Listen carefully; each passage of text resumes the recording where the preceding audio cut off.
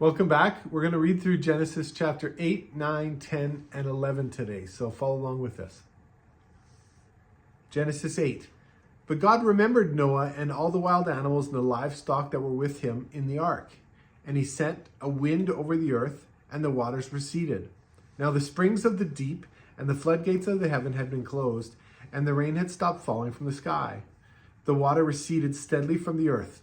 At the end of the 150 days, the water had gone down, and on the 17th day of the 7th month, the ark came to rest on the mountains of Ararat.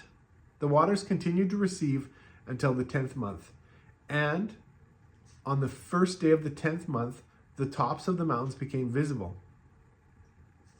After 40 days, Noah opened a window he had made in the ark. He sent out a raven, and it kept flying back and forth until the water had dried up from the earth. Then he sent out a dove to see if the water had receded from the surface of the ground. But the dove could find nowhere to perch because there was water over all the surface of the earth. So it returned to Noah in the ark. He reached out his hand and took the dove, brought it back into himself in the ark. He waited 7 more days and again set out the dove from the ark. When the dove returned to him in the evening, there in its beak was a freshly plucked olive leaf. Then Noah knew that the water had receded from the earth. He waited 7 more days and sent the dove out again. But this time, it did not return to him. By the first day of the first month of Noah's 601st year, the water had dried up from the earth.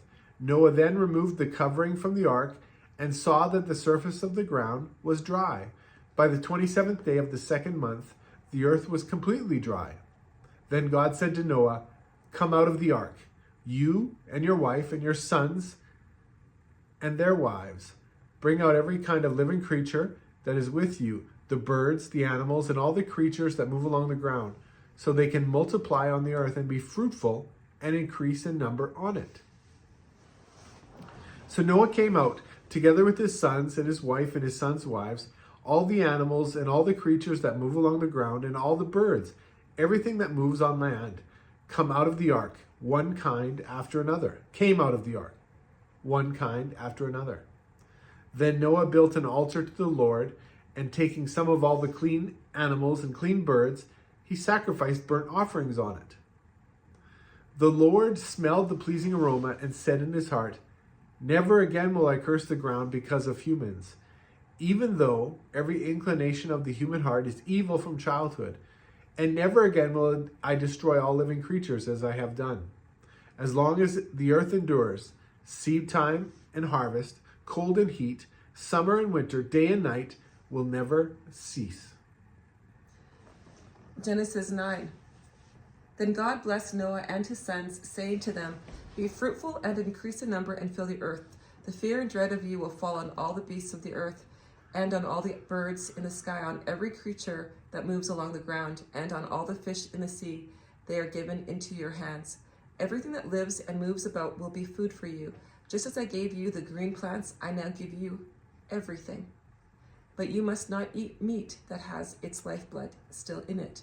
And for your lifeblood, I will surely demand an accounting. I'll demand an accounting from every animal, and from each human being too. I will demand an accounting for the life of another human being. Whoever sheds human blood, by humans shall their blood be shed. For in the image of God has God made mankind. As for you, be fruitful and increase in number. Multiply on the earth and increase upon it." Then God said to Noah and to his sons with him, "I now establish my covenant with you and with your descendants after you, and with every living creature that was with you, the birds, the livestock, and all the wild animals, all those that came out of the ark with you, every living creature on earth. I establish my covenant with you. Never again will all life be destroyed by the waters of a flood. Never again will there be a flood to destroy the earth." And God said, "This is the sign of the covenant I am making between me and you and every living creature with you, a covenant for all generations to come. I have set my rainbow in the clouds, and it will be the sign of the covenant between me and the earth. Whenever I bring clouds over the earth and the rainbow appears in the clouds, I will remember my covenant between me and you and all living creatures of every kind. Never again will the waters become a flood to destroy all life. Whenever the rainbow appears in the clouds, I will see it and remember the everlasting covenant between God and all living creatures of every kind on the earth. So God said to Noah, "This is a sign of the covenant I have established between me and all life on the earth." The sons of Noah who came out of the ark were Shem, Ham, and Japheth. Ham was the father of Canaan. These were the three sons of Noah, and from them came the people who were scattered over the whole earth. Noah, a man of the soil, proceeded to plant a vineyard. When he drank some of its wine, he became drunk and lay uncovered inside his tent. Ham, the father of Canaan, saw his father naked and told his two brothers outside. But Shem and Japheth took a garment and laid it across their shoulders. Then they walked in backward and covered their father's naked body. Their faces were turned the other way so that they would not see their father naked. When Noah awoke from his wine and found out that his youngest son had done what his youngest son had done to him, he said, "Cursed be Canaan, the lowest of slaves will he be to his brothers." He also said, "Praise be to the Lord, the God of Shem. May Canaan be the slave of Shem. May God extend Japheth's territory. May Japheth live in the tents of Shem. And may Canaan be the slave of Japheth. After the flood, Noah lived 350 years. Noah lived a total of 950 years, and then he died. Okay, I'm going to read Genesis chapter 10 now. Please forgive me if I butcher up the names. There's a lot of names in this one. So please follow along with me. This is the account of Shem, Ham, and Japheth, Noah's sons, who themselves had sons after them, or after the flood. The sons of Japheth, Gomer, Magog, Madai, Javan, Tubal, Meshech, and Tiras. The sons of Gomer, Ashkenaz, Riphath, Togarmah. The sons of Javan were Elishash, Tarshish, the Kittites, and the Rodanites. From these the maritime people spread out into their territories by their clans within the nations, each with its own language. The sons of Ham, Cush, Egypt, Put, and Canaan. The sons of Cush, Seba, Havilah, Sabta, Ramah, and Sabteka. The sons of Ramah were Sheba and Dedan. Cush was the father of Nimrod, who became a mighty warrior on the earth. He was a mighty hunter before the Lord. That is why it is said, like Nimrod, a mighty hunter before the Lord. The first centers of his kingdom were Babylon, Uruk, Akkad, and Calneh, and in Shinar. From that land he went to Assyria, where he built Nineveh, Rehoboth, Calah, and Resen, which is between Nineveh and Calah, which is the great city. Egypt was the father of the Ludites, the Anamites, the Lehabites, the Naphtalites, the Parthrasites, the Calhuhites, from whom the Philistines came, and the Caphartites. Canaan was the father of Sidon, his firstborn, and of the Hittites, the Jebusites, Amorites, Girgashites, Hivites, Arkites, Sinites, Arvadites, Zemarites, and Hamathites.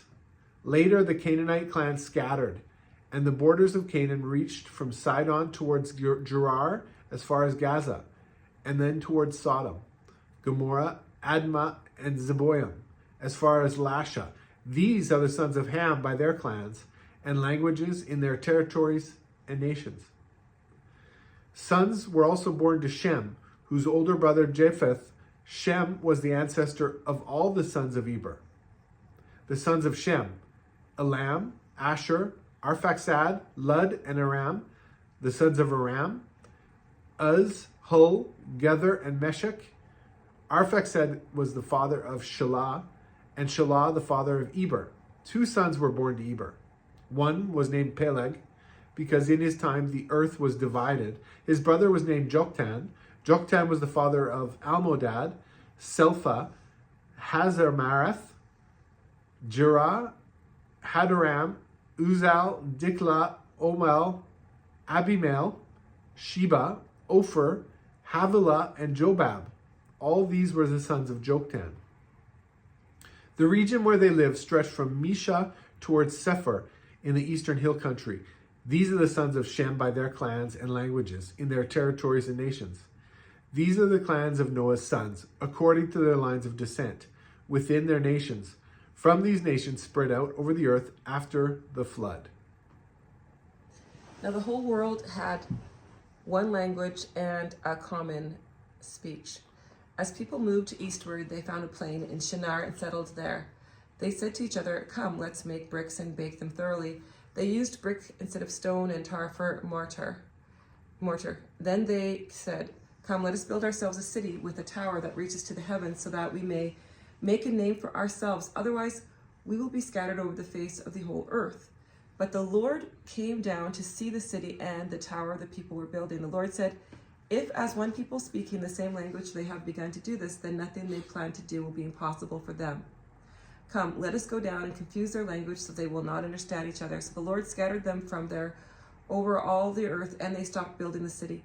That is why it was called Babel, because there the Lord confused the language of the whole world. From there the Lord scattered them over the face of the whole earth. This is the account of Shem's family line.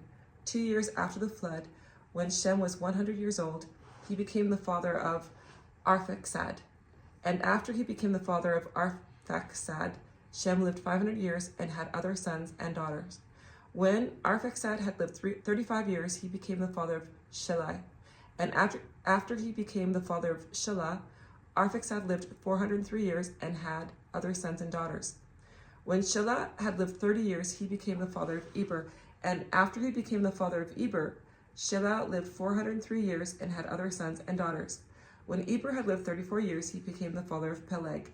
And after he became the father of Peleg, Eber lived 430 years and had other sons and daughters. When Peleg had lived 30 years, he became the father of Reu.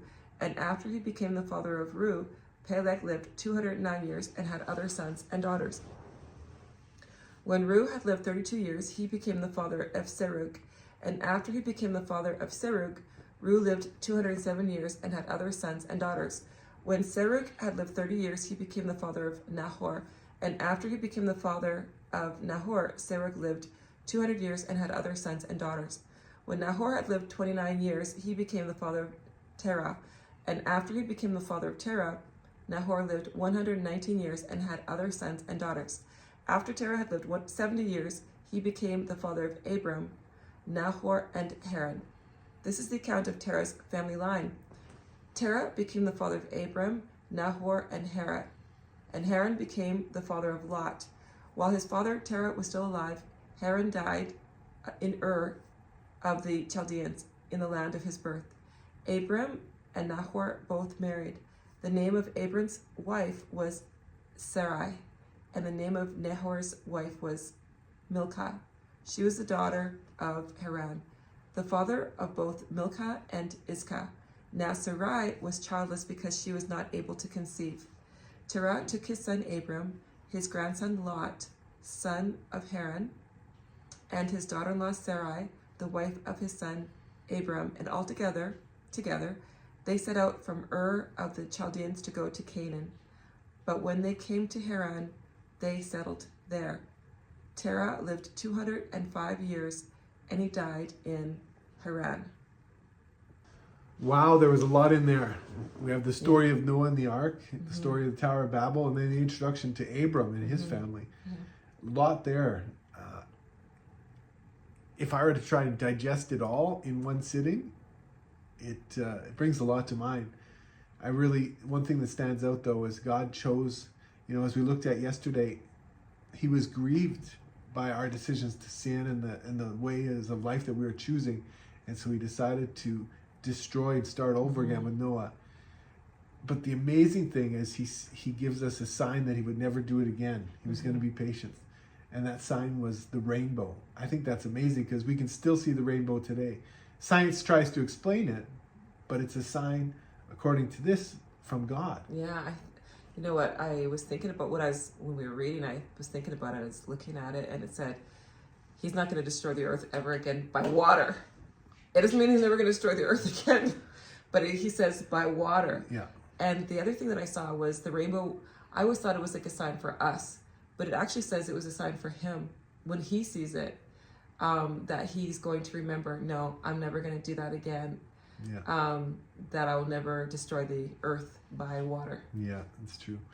And the amazing thing is when it gets into the story of the Tower of Babel, I think it's telling that, you know, whatever mankind puts their mind to, anything's possible. Yeah. You know, we have the ability to create immense, glorious things.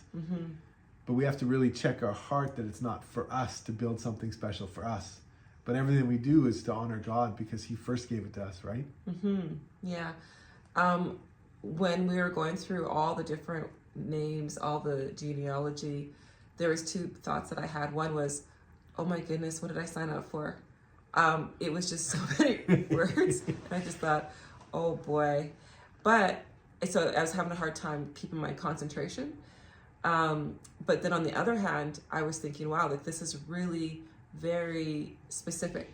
Yeah. You know, it's not like, oh, a generalized, you know, these are the people, but it was like very specific with who came after whom. So you can actually trace, I know that the Jewish nation at one point could trace their genealogy all the way back because it covers everything there. Yeah. Where people, what their names were, who they birthed, and where they lived. But also interesting was that one of the names of a person was Egypt and Canaan, you know, so. Great nations. Yeah, and that Egypt still exists. So is Egypt the oldest country or nation in the world? I don't know. I just remember last year, I think it was last year, we went to your family reunion. And I looked around and I was looking at the incredible numbers of people that were there, all from two people, your great-grandmother and great-grandfather. You know, and when I read stories like this, I think, wow, imagine what's possible when God says, go forth and multiply. Yeah. You know, a lot of population. A lot of increase. population. The other thing too with the boat, Noah's boat, is that I believe that the measurements for the ark are the same measurements that are used today for boats. Yeah, and from what I understand, the maritime measurements for building maritime vessels are still the same today, the dimensions, as God was commanding Noah to build the ark. Which is amazing because there was never rain. I mean, they didn't use boats. Yeah. So there would have been no way to know that. Okay, that's it for today. So we'll see you next time. Have a great day.